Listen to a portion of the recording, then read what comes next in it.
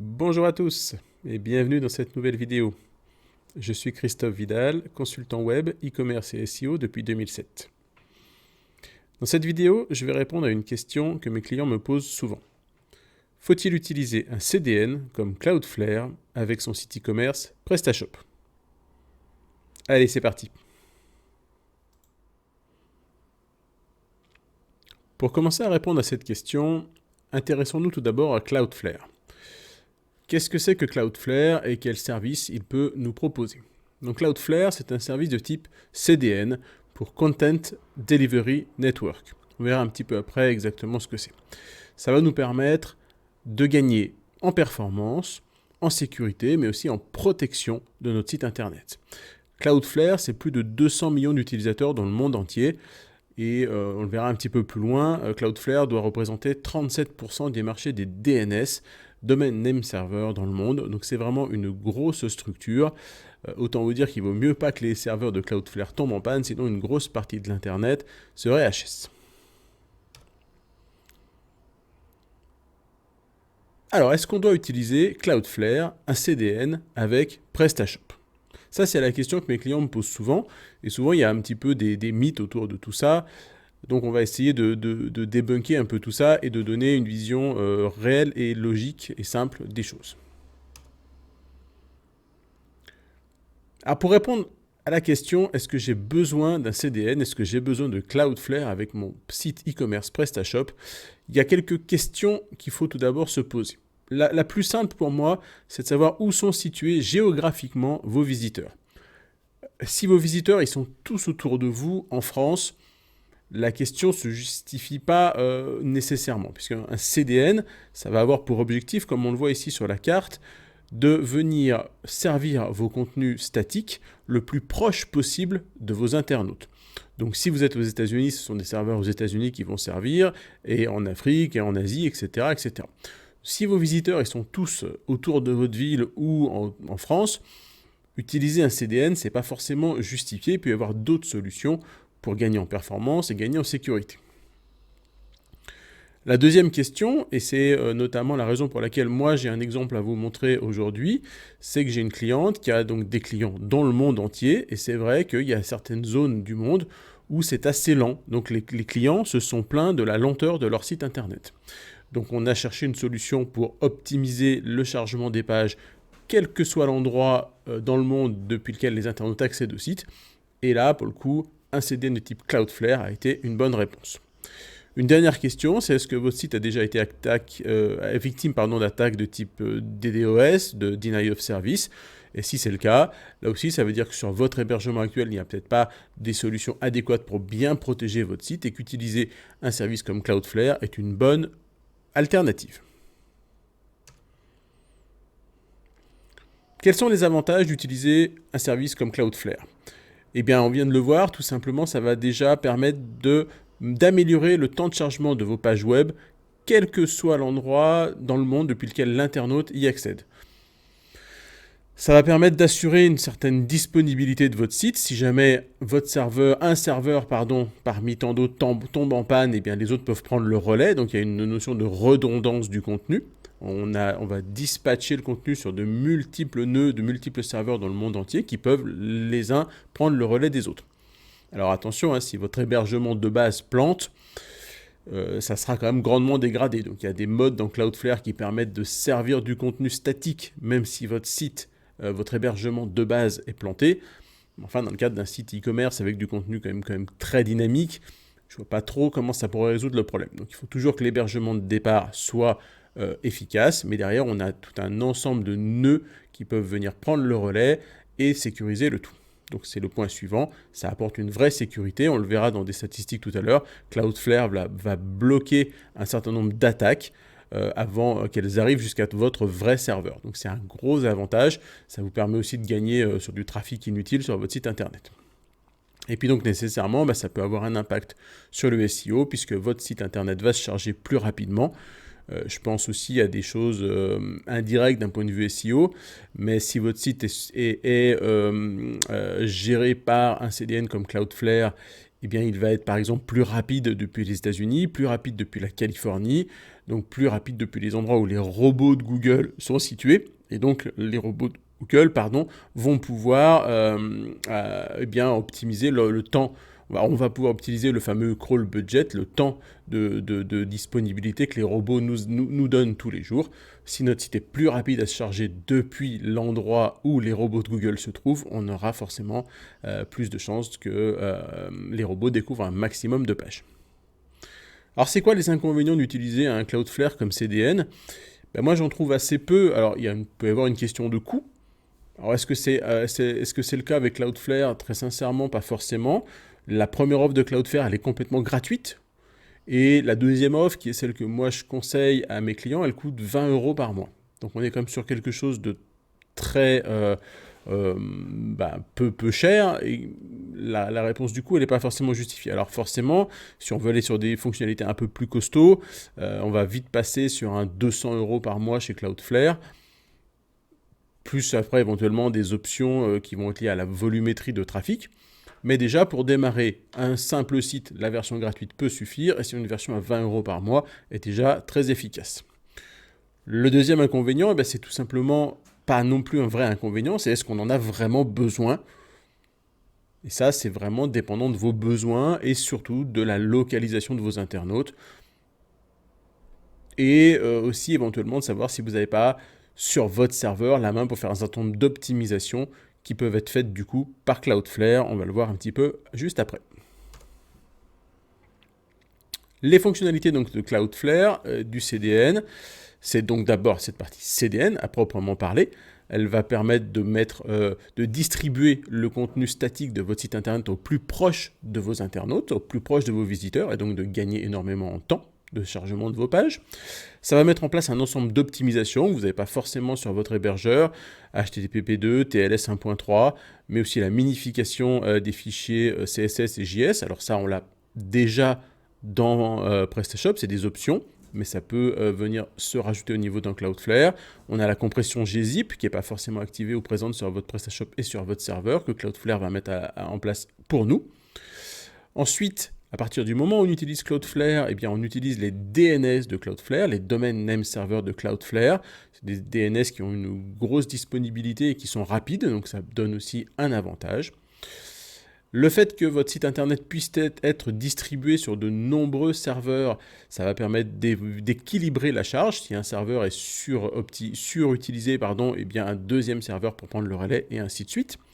Et puis ça va permettre de gérer de la déviation géographique, comme on l'a dit, être au plus proche de votre utilisateur. Et enfin, si vous n'aviez pas ça déjà sur votre site internet, ce qui m'étonnerait, ça vous permet de générer le SSL directement et gratuitement depuis Cloudflare. Alors, comment on met en place un Cloudflare pour PrestaShop? Franchement, c'est très très très simple. Il n'y a quasiment que 2 opérations à faire. Alors, il y a un module qui existe, PrestaShop, dans le PrestaShop Add-ons, vous pourrez trouver un module Cloudflare pour PrestaShop. Sincèrement, ce module, ça ne sert pas à grand chose. Il va vous permettre de vider le cache Cloudflare depuis PrestaShop, éventuellement de faire un peu de debug, de ce genre de choses-là. Moi, je vais vous dire franchement, je ne l'ai jamais utilisé, il ne sert pas. Vous pouvez installer Cloudflare sans investir un centime dans un module. Parce que la seule chose que vous avez à faire, c'est d'aller dans votre registrar, l'endroit où vous avez enregistré votre nom de domaine, et venir remplacer les DNS existants, les serveurs DNS, les serveurs de nom, qui servent à reconnaître, à transformer grosso modo 3W, le nom de domaine, etc. en une adresse IP sur laquelle se trouve le serveur. Vous avez juste à ne plus utiliser les DNS que vous utilisez aujourd'hui, mais utiliser les DNS de Cloudflare. Et tout ce qui est la migration de l'ensemble des enregistrements va se faire automatiquement. Vous n'avez vraiment rien à faire. Alors forcément, comme toujours, la migration DNS va prendre entre des fois quelques minutes, quelques heures, jusqu'à 24. Pour les zones éventuellement très éloignées, 48 heures. J'ai rarement vu ça, mais 24 heures, ça peut arriver. Alors, j'ai mis une petite copie d'écran là en dessous, puisqu'il y a une chose sur laquelle moi je me suis déjà fait avoir, c'est que par défaut, au moment où on lance le changement de DNS, Cloudflare se retrouve en mode proxide sur votre 3W et sur votre domaine. Et ce qui se passe, c'est qu'il faut quelques heures à Cloudflare pour générer automatiquement le certificat SSL associé à votre nom de domaine côté Cloudflare. Et donc moi j'ai déjà eu le cas de migration DNS rapide et qui faisait que le site pointait, enfin que le DNS pointait vers Cloudflare alors que le certificat SSL n'était pas encore généré. Et du coup le site plantait et n'était plus accessible. Donc moi, ce que je fais tout de suite quand je lance un Cloudflare, je lance ma migration de serveur DNS. Et côté Cloudflare, je viens décocher ici Proxide, les deux petits Proxides qu'on voit là. Et je mets DNS uniquement. Comme ça va continuer le temps que la propagation soit terminée, d'utiliser uniquement le serveur d'hébergement d'origine. Et une fois que c'est fait, une fois que j'ai pu valider côté Cloudflare que le SSL était bien généré, que le certificat SSL était bien généré, là je passe en full Cloudflare et je passe en mode Proxide, ce qui fait que du coup on passe avec le SSL de Cloudflare et les IP de Cloudflare, c'est plus l'IP de votre serveur qui est présenté à l'internaute, c'est une IP Cloudflare qui elle cache complètement votre serveur. Alors, petit slide qui vous montre un petit peu des statistiques qu'on peut obtenir dans Cloudflare, notamment ce que je vous disais, la menace, donc les menaces qui ont pu être bloquées. Donc là, sur un site, voilà, pas un gros site, mais un site classique, voilà, c'est un client qui va faire 500 ou 600 000 euros de chiffre d'affaires par an, un peu plus. Voilà, c'est un site moyen, on va dire, un e-commerce moyen. On voit que sur les 24 dernières heures, il y avait quand même eu un certain nombre de menaces qui ont été bloquées. Donc on voit un certain nombre qui viennent d'Ukraine. Voilà, il faut croire qu'il y a des robots ou des petits malins qui ont essayé de faire des choses. Donc Cloudflare a bloqué ça. Et on peut voir ici sur une carte les endroits d'où venaient les attaques. Bon, on a des petites statistiques, on voit un petit peu la bande passante qu'on a pu économiser, la répartition par type de contenu, etc. etc. Il y a beaucoup de stats, il y a beaucoup d'analytics dans Cloudflare, c'est intéressant à suivre régulièrement. Alors on va parler un petit peu de WebPerf, puisque finalement c'est aussi un des avantages de Cloudflare, en plus de servir les données au plus proche de l'internaute, ça vient quand même apporter des niveaux de cache qui sont importants et des optimisations du contenu. Alors est-ce que ça fonctionne? Alors on verra d'autres chiffres un petit peu après. Là déjà, l'outil intégré interne de Cloudflare nous dit, avec Cloudflare, j'ai été 43% plus rapide que 100. Donc franchement, voilà, pour 20 € par mois, vous gagnez 43% en temps de chargement sur votre page. C'est quand même pas négligeable et moi je pense que ça vaut le coup. Donc pour optimiser ça, comment est-ce que Cloudflare se fait? Il y a un certain nombre de règles d'optimisation qu'on peut mettre en place. Donc par exemple ici, il y a une règle d'optimisation des images. Donc ça peut transformer les images en mode WebP, voire les compresser un petit peu avec une perte minimale mais pas trop importante pour que ça soit pas gênant pour l'internaute. Ça peut venir faire donc la minimisation, je sais pas, j'ai entendu les deux termes, des JavaScript, des CSS, du HTML, donc là encore pour gagner en poids. On verra ça un petit peu plus loin avec un autre audit de performance. Donc franchement, voilà, ça fonctionne, il ne faut pas se poser de questions. Voilà encore d'autres règles. Donc on peut définir le niveau de mise en cache. Donc il y a un mode normal où on est un peu agressif, tout est mis en cache.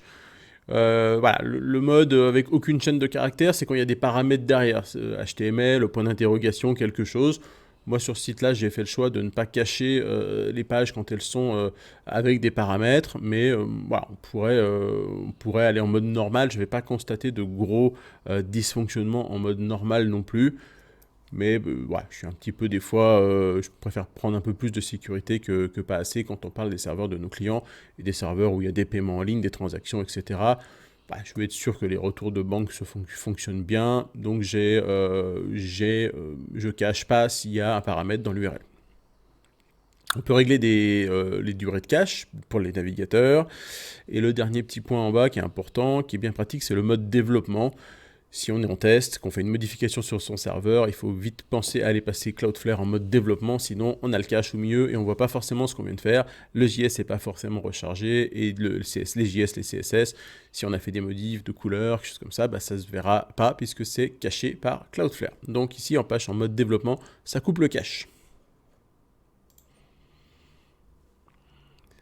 Alors un dernier point dont je vais parler, là aussi c'est donc dans Cloudflare on peut rajouter ce qu'on appelle des règles, des page rules, qui permettent de venir faire des réglages spécifiques en fonction de la zone, du type de page ou du type de, d'URL en effet qui sont envoyés à Cloudflare. Donc moi ici, de mémoire, j'ai 20 règles dans la version à 20 €, donc j'ai quelques règles, alors notamment, ici ces 3 règles-là, 4, 5, 6, c'est des règles où j'ai bloqué complètement le cache dans tout le processus de commande, parce que je n'ai pas de grosse importance que ça soit hyper rapide à cet endroit-là.